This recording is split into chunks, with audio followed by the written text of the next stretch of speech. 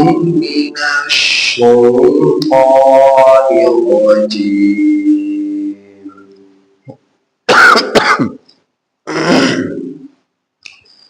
بسم الله الرحمن الرحيم. ولا تقولن لشيء إني فاعل ذلك غدا إلا أن يشاء الله.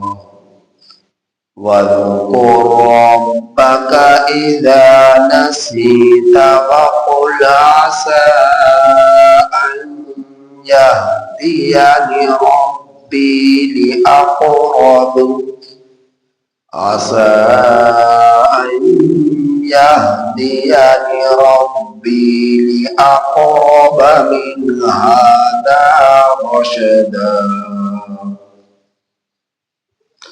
ولبثوا في كهفهم 300 سنين وازدادوا 9.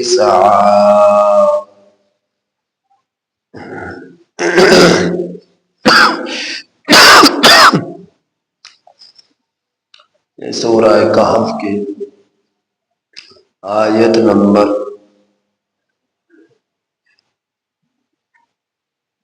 24 تا 25 آپ حضرات کے سامنے تلاوت.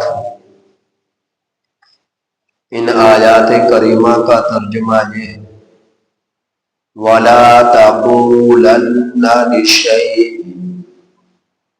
اور نہ کہیے آپ کسی چیز کے بارے میں، انی فاعل ذلک غدا، کہ میں اس کام کو کل کرنے والا ہوں، الا ان یشاء اللہ، مگر یہ کہ اللہ نے چاہا.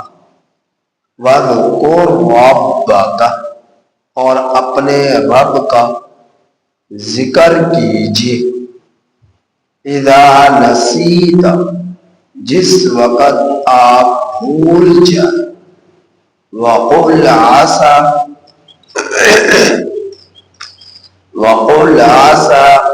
اور آپ کہہ دیجیے قریب ہے کہ ان یہدینی ربی، کہ میرا رب میری رہنمائی کرے گا.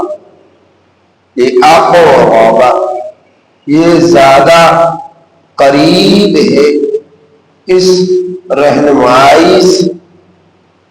وَلَبِثُوا فِي كَهْفِهِمْ، اور وہ ٹھہرے رہے اپنے غار میں 300 سنین، 300 سال. وَازْدَادُوا 9، اور زیادہ 9.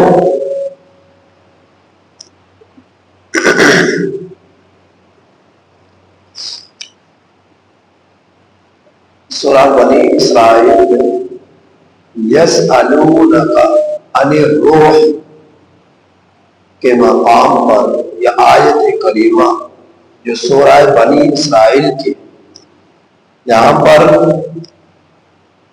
آپ سن چکے تھے نبی کریم صلی اللہ علیہ وسلم کے پاس یہودیوں کا ایک ٹولہ آیا، اور آ کر نبی کریم صلی اللہ علیہ وسلم کو لاجواب کرنے کے لیے اور لوگوں سے آپ کا اعتماد ختم کرنے کے لیے اور آپ کی نبوت کا جو دعویٰ تھا اس میں جھوٹا ثابت کرنے کے لیے العیاذ باللہ ان لوگوں نے 3 سوال کیے.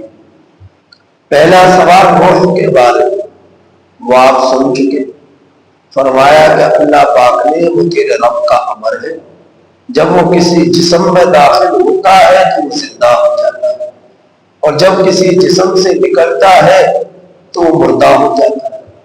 دوسرا سوال انہوں نے کیا اصحاب کہف کے بارے میں، وہ آپ تفصیل سے گزشتہ 2 رکوع سے ان کا تذکرہ سنتے چلے آ رہے ہیں، اور یہ تیسرا رکوع شروع ہو چکا ہے۔ تیسرا سوال ان کا ذوالقرنین کے بارے میں تھا۔ ذوالقرنین کون تھے اور ان کے کیا کارنامے تھے؟ تو اللہ پاک نے ان کا تذکرہ سورہ کہف کے آخر میں بیان فرمایا، آپ وہاں پر تفصیل سے سنیں گے۔ تو جس وقت نبی کریم صلی اللہ علیہ وسلم سے 3 سوال پہلے یہود نے کیے تو آپ صلی اللہ علیہ وسلم نے ان سے کہا کہ میں تمہیں کل بتلاؤں، میں تمہیں کل بتلاؤں، لیکن انشاءاللہ نہ کہا، انشاءاللہ نہ کہا۔ آپ صلی اللہ علیہ وسلم کے ذہن میں یہ بات تھی کہ چھوٹی چھوٹی باتوں پر بھی اللہ پاک وحی نازل فرما دیتے، قرآن نازل فرما دیتے، اور یہ تو بہت بڑی بات، بڑا سوال، اس پر تو ضرور نہ اللہ رب العزت قرآن پاک نازل فرما دیں گے، وحی آ جائے۔ لیکن نبی کریم صلی اللہ علیہ وسلم نے انشاءاللہ نہ کہا تو وہ وحی کل آئی، یعنی وحی آنا رک گئی۔ اب اگلے دن یہ یہودی آگے اور آ کر پوچھا کہ ہمارے 3 سوالوں کا جواب۔ نبی کریم صلی اللہ علیہ وسلم نے پھر ان سے کہا کہ کل بتلاؤں۔ پرسوں پھر آگے، پھر آپ نے فرمایا کہ کل بتلاؤں گا، ابھی وحی نہیں آئی۔ اس طرح کرتے کرتے کرتے کرتے پورے 15 دن گزر گئے۔ 15 دنوں تک نبی کریم صلی اللہ علیہ وسلم پر وحی کا نزول نہ ہو۔ اب ان یہودیوں کو موقع ملا اور طرح طرح کی باتیں کسنا شروع کر دی، بڑا اپنا آپ میں نبی بنا پھرتا ہے اور ہمارے علمی سوالوں کا جواب نہ دے سکے، علیہ باللہ، اس طرح کی باتیں لوگوں میں ٹچ کرے، لوگوں میں آپ صلی اللہ علیہ وسلم کا مذاق، آپ صلی اللہ علیہ وسلم کو جو ہے رسالت کی تکذیب کرنے کا ان کو موقع مل گیا، اور اس طرح مذاق اڑانے کا موقع مل گیا۔ 15 دن گزر گئے۔ 15 دن کے بعد اللہ پاک نے وحی نازل فرمائی، اور جب وحی 15 دنوں کے بعد آئی تو یہ آیت کریمہ سے ابتدا جو ابھی میں نے آپ حضرات کے سامنے تلاوت کی۔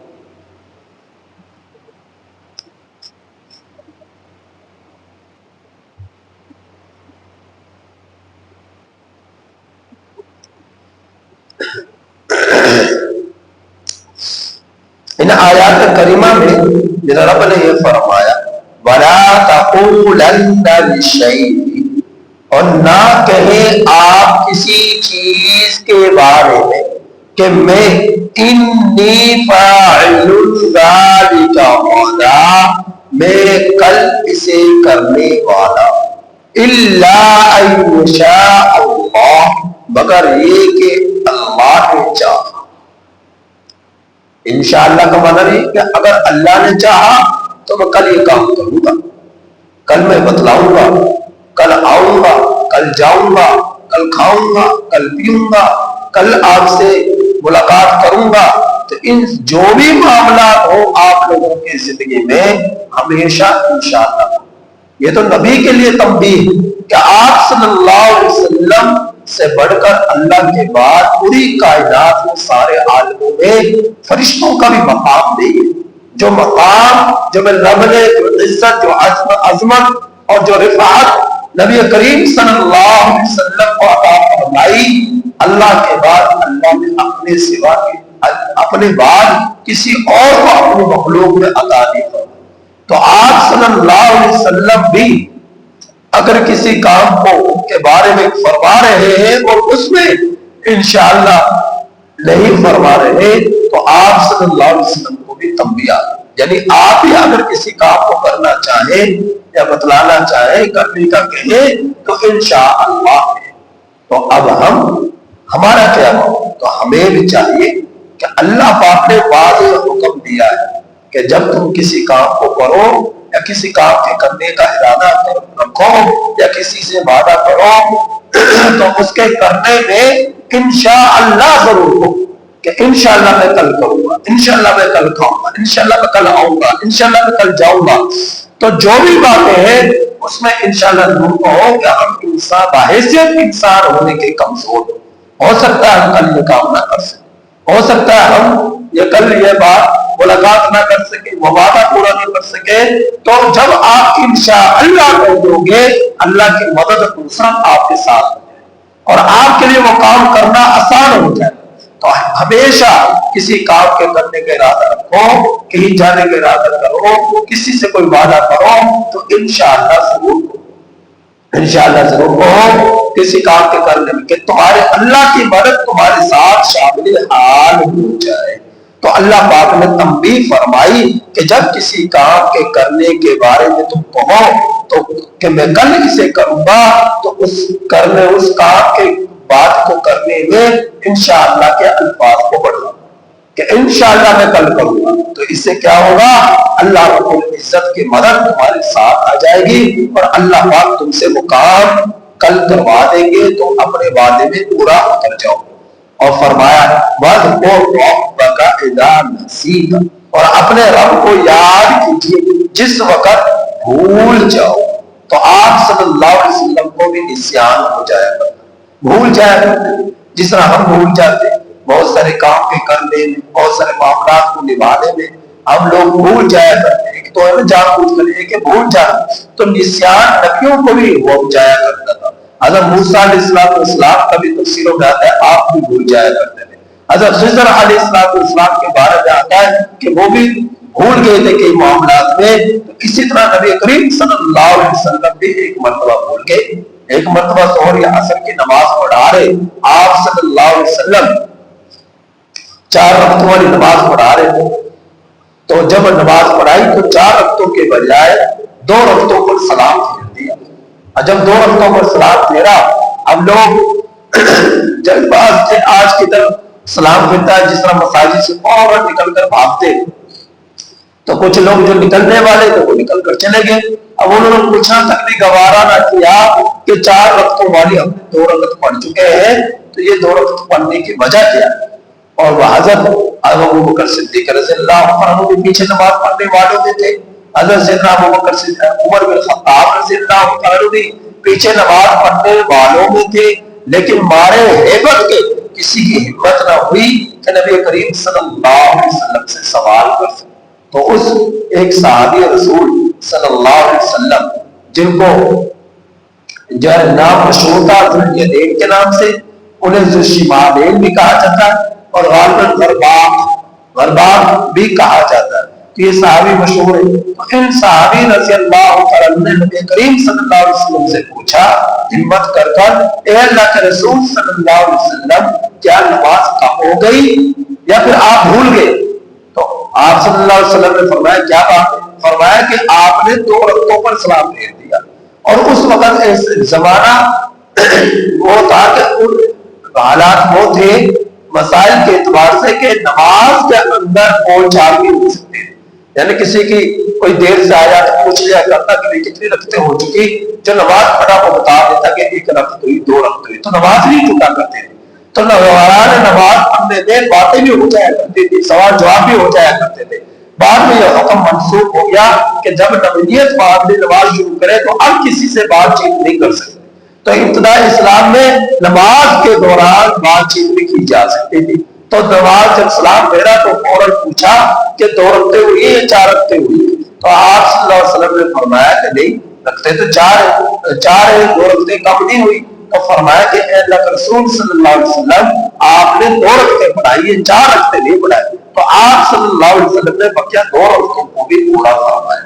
تو بھول جانا یہ کوئی بڑی بات نہیں، یہ نبیوں سے جو ہو جایا کرتا تھا. نسیان یہ نبیوں سے جو ہو جایا کرتا تھا.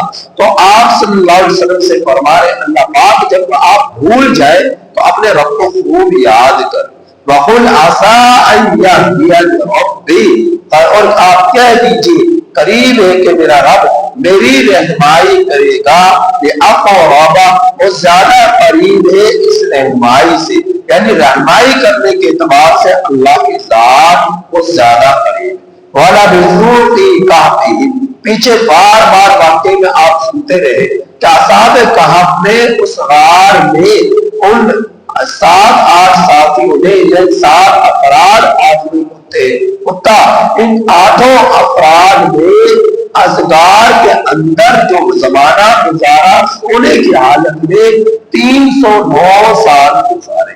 اللہ پاک نے اس آیت کریمہ میں اگلی میں یہ بتلا دیا ان کی مدت کو، ان کی گنتی کو، کہ کتنا زمانہ انہوں نے غار میں گزارا۔ تو بتلا دے، پیچھے آپ واقعی میں بار بار سنتے رہے، یہاں آیت کریمہ میں واضح طور پر بھی کیا فرمایا؟ وَلَبِثُوا فِي كَهْفِهِمْ، وہ لوگ ٹھہرے رہے اپنے غار میں، ثَلَاثَ سِنِينَ، ثلاثہ 3 کو کہتے میاں 100 کو کہتے، سنین سال کو کہتے، تو فرمایا 300 سال وہ اپنے غار میں ٹھہرے رہے۔ وَازْدَادُوا تِسْعًا، 300 سال یعنی سنین میں آ گیا، وَازْدَادُوا، اور فرمایا کہ مزید زیادہ 9 سال، 9 کو کہتے، اور کیا مطلب ہوا؟ پورے 309 سال تک وہ حضرات غار میں سوتے رہے۔ یہ حساب تھا قمری، یہ حساب تھا چاند کے اعتبار سے، سورج کے حساب سے، کیونکہ چاند کے حساب سے عام طور پر 1-8 دن کا فرق پڑ جاتا ہے۔ سورج کے اعتبار سے 28 دن کا، سورج کے اعتبار سے جب مہینے کی گنتی کی جاتی ہے تو مہینہ 28 دن کا بھی ہوتا ہے، 29 دن کا بھی ہوتا ہے، 30 دن کا بھی ہوتا ہے، 31 دن کا بھی ہوتا ہے۔ تو سورج کے اعتبار سے قمری جو ہے شمسی اعتبار سے فرق زیادہ پڑ جاتا ہے گنتی میں، لیکن قمری اعتبار سے 1-8 دن کا فرق پڑتا ہے، زیادہ نہیں پڑتا۔ اس لیے اور یہ حساب اصحاب کہف کی گنتی کا یہ قمری اعتبار سے ہے، شمسی اعتبار سے نہیں ہے۔ اسی لیے جب تم زکات ادا کرو تو اپنی زکات کا حساب زیادہ قمری اعتبار سے رکھا کرو، شمسی اعتبار سے نہ رکھا کرو، کہ قمری اعتبار سے فرق کم ہوتا ہے، شمسی اعتبار سے گنتیوں کا فرق زیادہ پڑ جاتا ہے۔ اسی طرح پر جو عورتیں جن کے خاوند فوت ہو جائے، اب وہ عدت گزاری ہے خاوند کی وفات پر، تو کوشش کیا کرے وہ گنتی قمری اعتبار سے رکھا کرے، جنہوں اپنی عدت کے ایام قمری اعتبار سے شمار کیا کرے، شمسی اعتبار سے نہ کیا کرے، کیونکہ قمری اعتبار سے فرق زیادہ نہیں پڑتا گنتی میں، شمسی اعتبار سے زیادہ فرق پڑ جاتا ہے۔ لیکن چونکہ مرض الوفات، جس کا ایسی عورت جس کے خاوند فوت ہو جائے، اس کی عدت 4 مہینے 10 دن ہوتی ہے۔ اب یہ 4 مہینے 10 دن وہ اپنے قمری اعتبار سے پورے کرے، کیونکہ اس میں فرق زیادہ نہیں پڑتا، شمسی اعتبار سے پورے نہ کرے کیونکہ اس میں فرق زیادہ گنتی کا آ جاتا ہے، لہذا قمری اعتبار سے اپنی گنتی کو شمار کیا کرے۔ تو اللہ پاک نے ان اصحاب کہف کی جو ہے مدت کو بیان فرمایا کہ کتنا زمانہ وہ غار میں ٹھہرے، تو فرمایا 309 سال وہ غار میں ٹھہرے۔ آگے مزید اصحاب کہف کا تذکرہ ہے۔ اللہ پاک سے دعا ہے کہ اللہ تعالیٰ ہمیں ان آیات کریمہ کی کامل سمجھ نصیب فرمائے اور عمل کی توفیق